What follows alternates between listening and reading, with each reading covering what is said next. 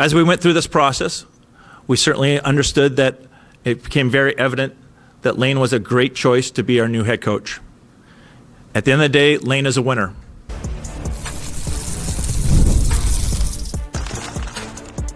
You are Locked On Kraken, your daily podcast on the Seattle Kraken, part of the Locked On Podcast Network, your team every day. First off, thank you very much for everyone coming out today. We are certainly very excited about this opportunity to announce Lane Lambert as our head coach of the Seattle Kraken. On behalf of Samantha and our entire ownership group, Ron Francis and our entire staff, we welcome Lane and his wife Annie to the Pacific Northwest. As we went through this process, we certainly understood that it became very evident that Lane was a great choice to be our new head coach. At the end of the day, Lane is a winner. He won the Stanley Cup in 2018 with the Washington Capitals, and since 2015, he's been a part of 21 playoff series. When the Stanley Cup playoffs are on, Lane's a part of it. Also through the process with Ron and myself, it became very evident that Lane presented the attributes that we were looking for. The combination of having a presence and knowledge to work with our veteran players, yet also be dedicated to interact with our young players for our organization to take the next step. We are extremely excited to announce today Lane Lambert as the new head coach of the Seattle Kraken. Congratulations.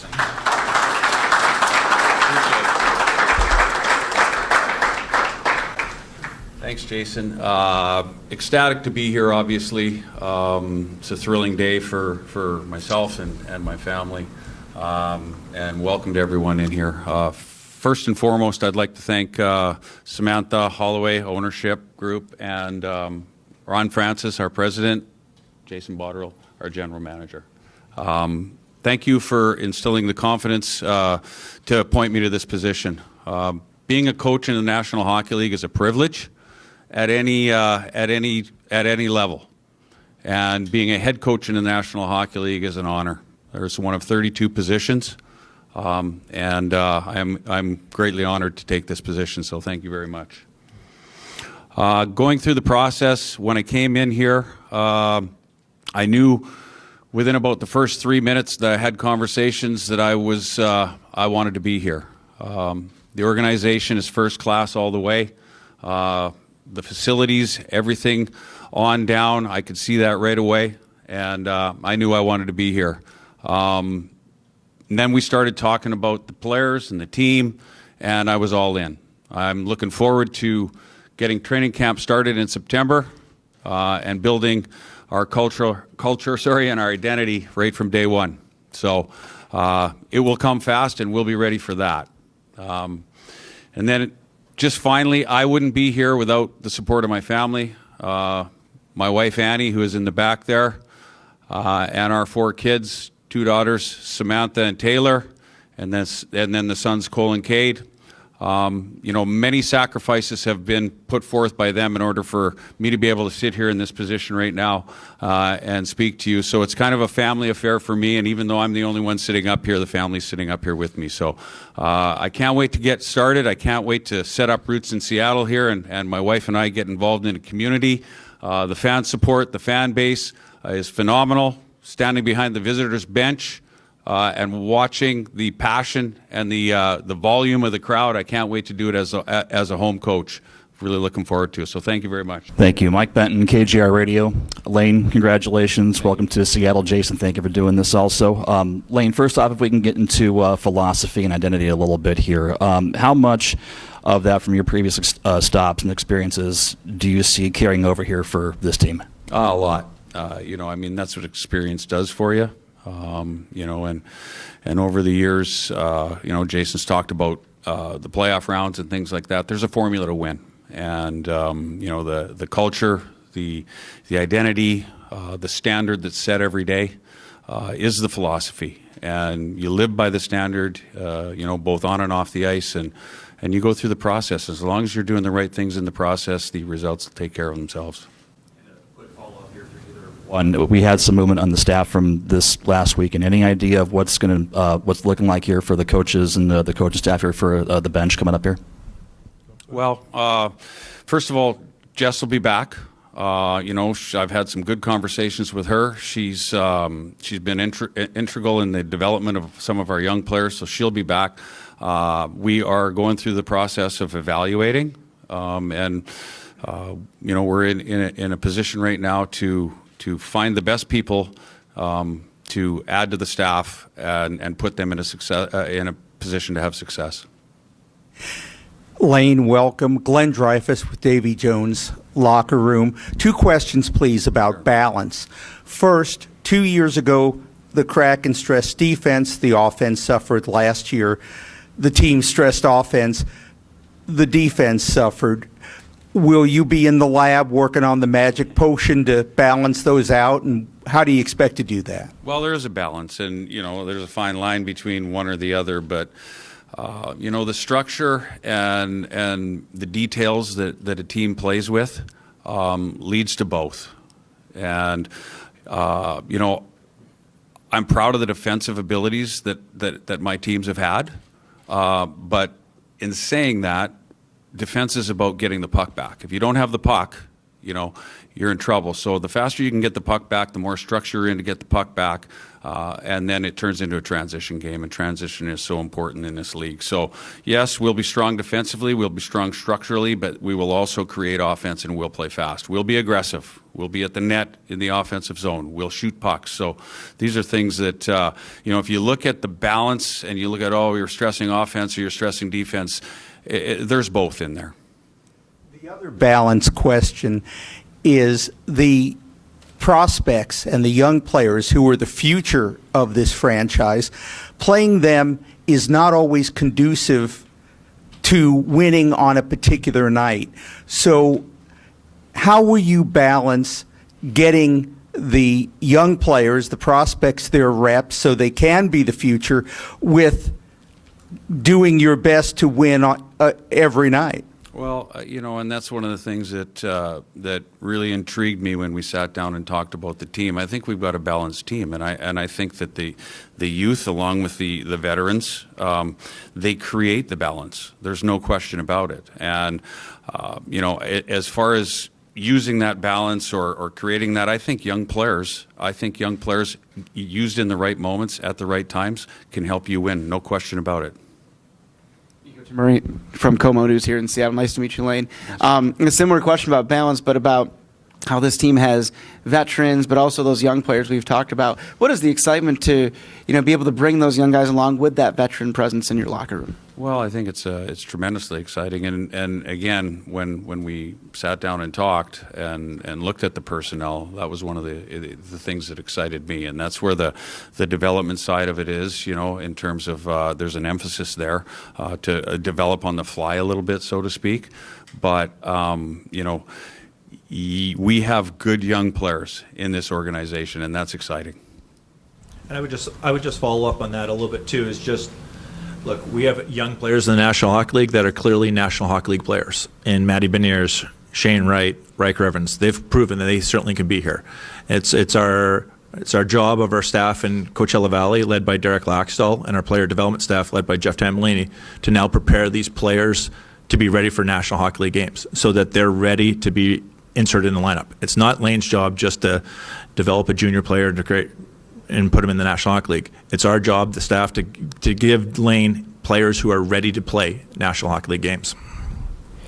Danny Bach, Eli Sports Network. Lane, congratulations. You mentioned about how your family is the cornerstone to who you are. Who else helps you in your hockey journey? Well, there's experiences. I could probably go through about 50 people right now, and I'd end up forgetting somebody, so that wouldn't be fair. But, the journey itself started way back when, and, as a player and as a pro, in 1983 as a player. So there's many, many people that have been very influential in my development, from a playing side, then also to a coaching side. Dave Tippett is a guy that I rely on. I've had another coach that I coach with named Claude Noel, who's a guy that is a mentor of mine. So, I think you can take everything or something from every coach that you've been with, whether it be good or bad. You'd be like, yes, I'll do that, or no, I wouldn't do that. And then when you found out, when it became official that you were the next head coach for the Seattle Kraken? What went through your head? My wife and I high-fived, and they may have heard it through the phone, but just ecstatic, like elated to come to the city. And again, like I said, when we went through the team and the roster, the vision for the team, philosophies, everything aligned for me. So it was a perfect fit. I was just pretty super excited, yeah. Lane, welcome to Seattle. Aaron Levine, Fox 13. 4 years ago, Ron Francis talked about building this team through a 5-year plan. Here we are in year 5, through no fault of your own, here in your first season. But how much pressure do you feel to have a winner right away and perform to that standard that is expected of making a playoff run in this 5th season of the Kraken franchise? Well, I don't feel the pressure of that. I have an expectation on myself of my role, my job, my abilities. And again, I alluded to it a little bit earlier about, you start day one, it's a process, it's a journey. And, if you do the right things through that journey and do the right things every day, look to get better every day and stick with the process, then the results take care of themselves. You can't get too far ahead of yourself. Today's episode of Locked On Kraken once again brought to you by our friends at Wonderful Pistachio. If you are looking for a snack that is delicious and nutritious, you can crack into a good source of protein with Wonderful Pistachios. Wonderful Pistachios is one of the highest protein nuts. Each 1 ounce serving has 6 grams of protein, giving you over 10% of your daily value. Plus, they're packed with fiber and better for you unsaturated fats to help keep you feeling fuller, longer. Now, some people like the Zen approach of being able to crack open a pistachio shell, discard those, or kind of pile them up and just crack into, again, 6 grams of protein for every ounce.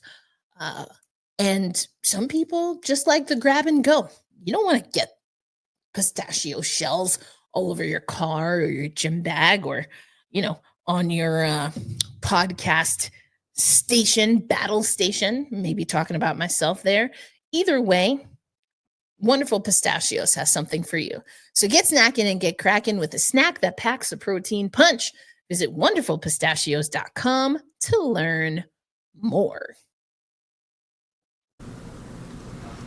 Coach Lambert, Allison Lucan, the Seattle Kraken and Kraken Hockey Network. Some of these players are familiar faces to you. Can you share any conversations you've had with the players you've coached before and how valuable that will be as you continue to build this team for the upcoming season? Yeah, I think, obviously Jordan Eberle, Chandler Stevenson, Andre Burakovsky, Philip Grubauer, these guys have played for me before. They know exactly what to expect. I'm pretty straightforward. I'm fair, but I'm demanding, and they know exactly what they're going to get. They're aware of the detail that we will play with, and they're excited about it. And in talking to the other guys I haven't coached, that seems to be the theme here. Is everybody's excited? We can't wait for September. Allison Ballard, Davy Jones locker room. Jason, Lane gave us a little bit of his own perspective on his coaching style and philosophies, but I'm just curious about yours.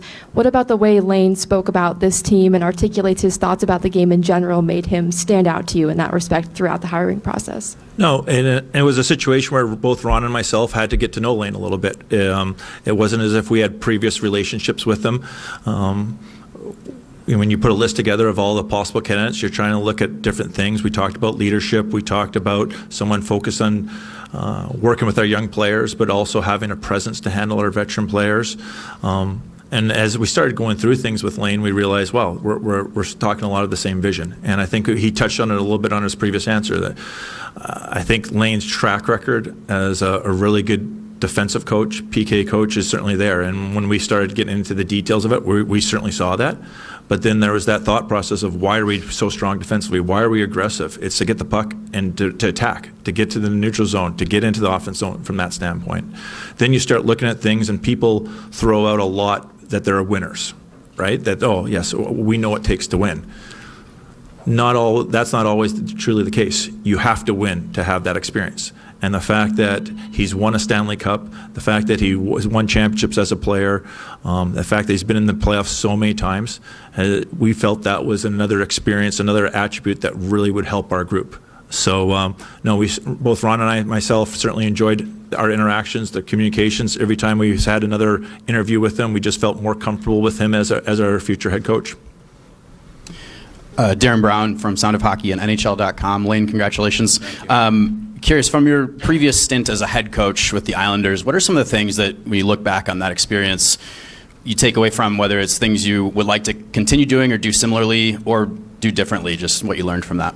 Yeah, it's a great question. Again, you go through an experience like that, and you get let go, and you have a lot of time to reflect. And if you don't have an ego, you can certainly say, "Gee, I'd do this a little bit differently, or I'd do that a little bit differently, or I'd do this or that the same." I mean, from my standpoint, our defensive structure, the identity that we had, the identity that we played with, I'm proud of that.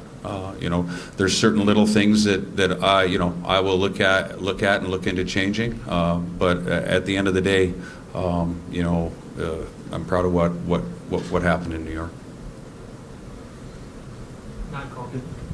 Matt Calkins with the Seattle Times. Lane, as Aaron said a second ago, the results haven't been there over the past couple of years through no fault of your own. But to fans that are skeptical that this thing can be turned around quickly, what would you say about the pieces that you have and why you'd be able to do that? Well, I think that when I look at our team and I look at our balance, I think that first of all, we've got great young talent. We've got our veteran players, which we've already alluded to. But the detail, the structure, everybody being on the same page, I think is going to be huge. We have a back-to-back record that wasn't good last year. That's going to change because of the structure and the detail. And so from that standpoint, I'm looking forward to getting started. Hi, Calvin J. Emerson with Seattle Game News. I'd like to say this is the first press conference our publication has been invited to ever, so we thank the larger Kraken organization for having us here, and we want to congratulate you, Lane, on your new coaching position. Thank you. So, next season, the Kraken will be joined by another team, the PWHL Seattle, a brand new women's hockey team. When they begin practice, they will do so right here at the Kraken Community Iceplex, which means your team will be the third NHL franchise alongside the Wild and the Maple Leafs to share a practice facility with a PWHL equivalent. As a coach who has seen the game change over the decades, what do you think the Kraken and this new Seattle team can learn from each other in the years and seasons to come? What? Okay. Yeah. Well, I was fortunate enough to be in Toronto and share that. Like you had mentioned, we had a lot of communication with the coaching staff, with the players there. I think you can learn from each other on a daily basis, and so whether it be different tactics or things like that, it's an opportunity for both franchises, both organizations to learn from each other, and I'm looking forward to it. And I would also say that Megan's already reached out and had conversations with Ron on different ways of setting up a team to start off with, and I think it's one of the success stories of the Kraken right now is just our involvement with youth hockey in the area, growing the game of hockey in the Pacific Northwest, and to me this is just another step in the right direction. Thank you very much. One more question. There's currently, because of recent changes, a vacancy in the goaltending coach role. When you figure out who is going to fill that role, what will you be looking for in that person, and how will you hope them to continue developing the performances of Decord and Grubauer on the ice? No, I think it's going to be an important piece for our organization. Not only an NHL goalie coach doesn't only have an impact on your two goalies at the National Hockey League. That's obviously their main focus, but it's also throughout the entire organization. And obviously with some of our draft picks in the past, you saw Mr. Coco come up this past year for a little bit of a time. This is a big part of our future, and making sure the NHL goalie coach has great communication throughout our entire organization, from working with our CV staff, working with our player development staff. It's going to be something that we certainly look at, and I think it's a unique role. I think it's part technical standpoint, working with the goalies from that standpoint, part building relationships from a mental aspect. We hope to name someone in the near future here to round out the staff. All right. Thank you for your time. Yeah. Mike Varell, Seattle Times, Lane right over here. You said earlier there's a formula to win. What's the formula to win here specifically, and kind of what are the non-negotiables in a Lane Lambert team to get to that point? The non-negotiables are, we have to play the right way, and that is the formula. Now, you ask what that is. It's, I could go on for an hour talking about what that right way is. So those are the non-negotiables. Everyone has to be, everyone has to be on the same page, and when they are, you will have success. Everybody's responsible for a job. Everybody has a role. Everybody knows what that role is, and there aren't any gray areas. So my job is to provide an environment for our players to be prepared, to have success, and to make sure that they are ready to go and understand exactly what their job is. Hey, Lane, and Bots, thanks for doing this. Bob Condor from the Kraken. Lane, in terms of accountability, what does that look like day to day? Obviously, you're going to communicate, your coaching staff, other players. How do you get that to be where you want it to be? Well, you set a standard, and you don't deflect from that standard. You don't deviate from that standard. And again, it's an everyday thing. And you do the same things every day, repetition. And if something isn't right, you take care of it. You have to nip it. And so that is the key to the accountability. You can't turn a blind eye and let something slide. You mentioned that you've played a while ago, right? Mm. And how has the game changed in your mind over those years in terms of what you want to get done as a coach, maybe than 15 years ago or 20 years ago? Well, first of all, when I played, the players are way better now. So, it's a completely different game. And, as we go forward here, when I started coaching this league 14 years ago, the game has evolved from there as well. There's the kids, the younger generation coming in today are more skilled. They're faster. Everything just seems to elevate from that standpoint. But really, when you really look at it, the foundation and the fundamentals of the game still remain the same. I can watch film from 1965 Stanley Cup playoffs, and there is a foundation and the fundamentals that are still there today. And that's the key, is making sure that we understand what the foundation, what our fundamentals are.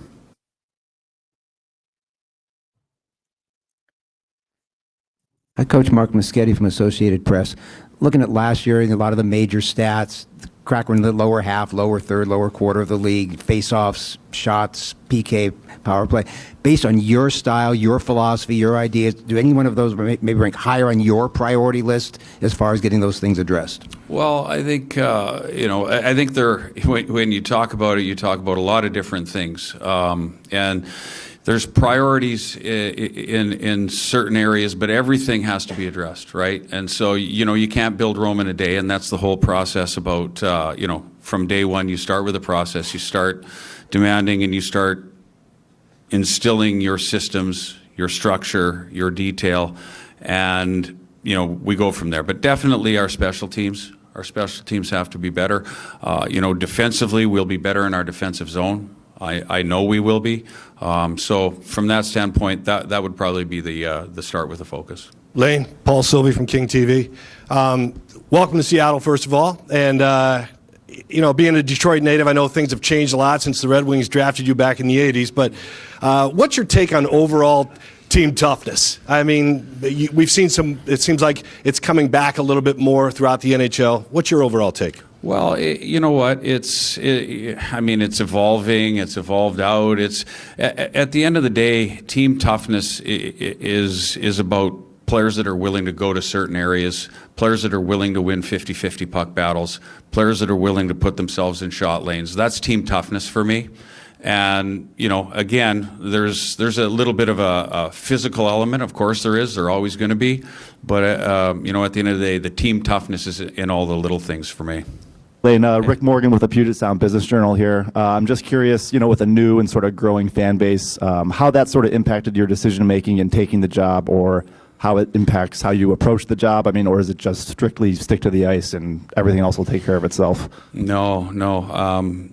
I will tell you that I went to a Monday morning meeting about 2 hours ago, and when I came in and when I first met Samantha and Jason and Ron, I had this sense of family, and it was proven this morning with the staff meeting that we had.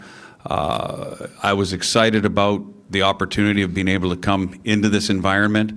And as I said, you know, when I hadn't been here a lot because I've been in the Eastern Conference, but when I came in here and when I was on the visiting bench, I kind of was like, whoa, this place is rocking. You know, it's almost vibrating. So, you know, I think Seattle itself is a tremendous sports town, and I'm excited to be here and be part of it.